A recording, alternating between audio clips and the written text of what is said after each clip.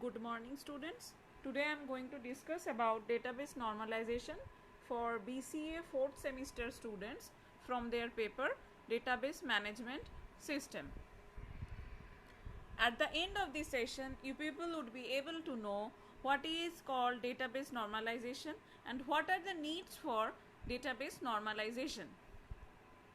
First of all, I will discuss about the definition of database normalization. Basically, normalization is the process of removing redundant data from your tables in order to improve storage efficiency, data integrity and scalability. The main idea with this is that a table should be about a specific topic and only supporting topics should be included. If you consider a spreadsheet containing the information as an example, where the data contains salespeople and customers serving several purposes, then it will be difficult to identify the salespeople in your organization separately. Okay, and it will also be difficult to identify which salespeople call on specific customers. And by limiting a table to one purpose, you will reduce the number of duplicate data contained within your database. This eliminates some issues stemming from database modifications. Now, there are some reasons for database normalization. There are three main reasons to normalize a database. The first is to minimize duplicate data. The second is to minimize data modification issues. And the third is to simplify queries. As we go through the various states of normalization, we will discuss how each from addresses these issues. But to start, let's look at some data which has not been normalized and discuss some potential pitfalls. Okay. Now I will discuss one by one each and every problem that can be faced without database normalization. So the first anomaly is the data duplication and modification anomaly. Here I have given one example of a table of that is named as sales staff. You can look after this table, and this table is not normalized.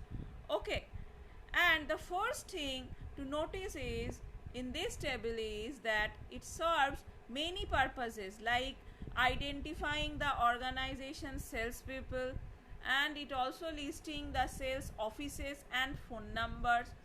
It also associating a salesperson with an sales office, and it's also showing each salesperson's customers. Look at the database table.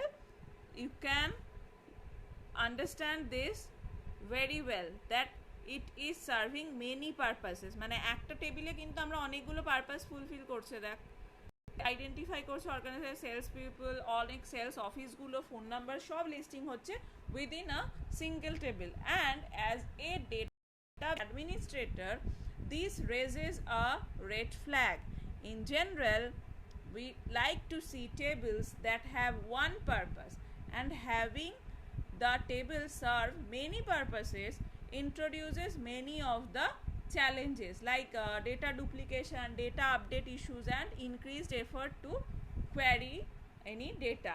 Okay, now notice that for each salesperson we have listed both the sales office and office number. দেখ, sales person সবার জন্য কিন্তু আলাদা আলাদা করে sales office আর office number দেওয়া রয়েছে। আর সেখানে কি হচ্ছে যে ডুপ্লিকেট হচ্ছে কি সেলস পার্সন ডেটাটা। and duplicated information presents two problems.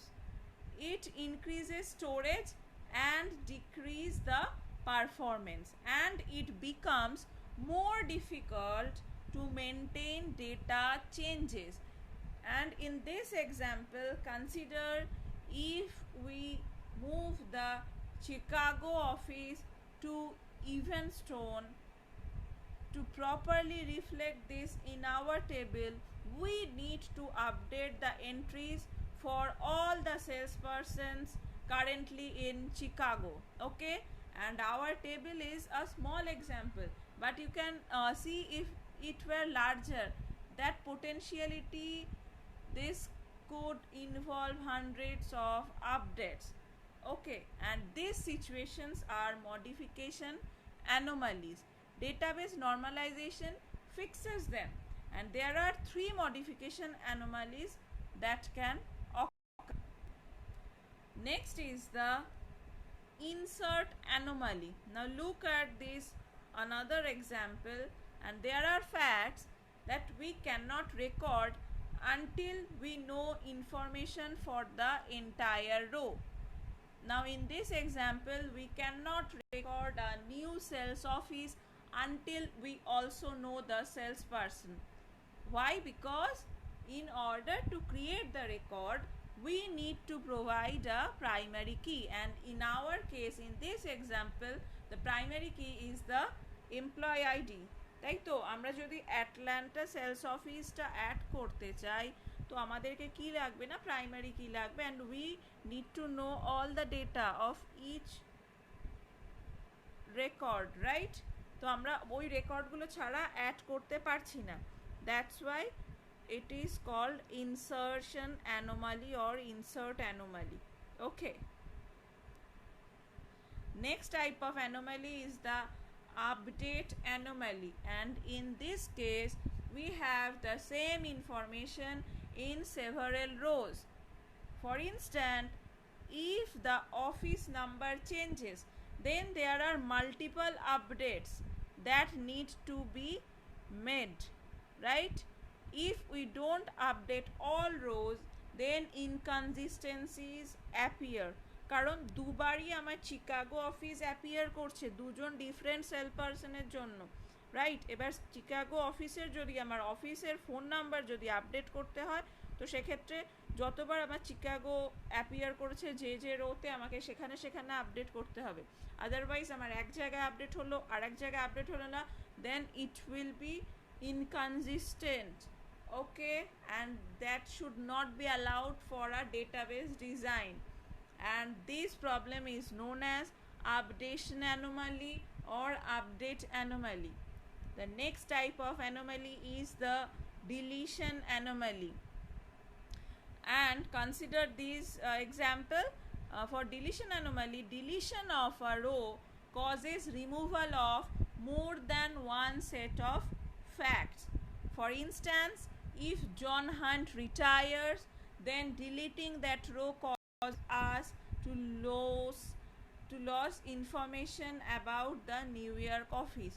কারণ নিউ ইয়র্ক অফিসের সব ইনফরমেশন কিন্তু আমার রয়েছে, এমপ্লয়ি আইডি, সেলস পারসন সবার সাথে রিলেটেড। তো আমার জন হান্ট যদি রিটায়ার করে যায়, then we will lose the information about New York office also, and this problem is known as the deletion anomaly.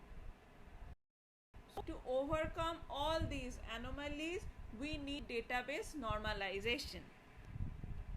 Here are some reference books that you can go through for your future reference. Thank you. Have a nice day.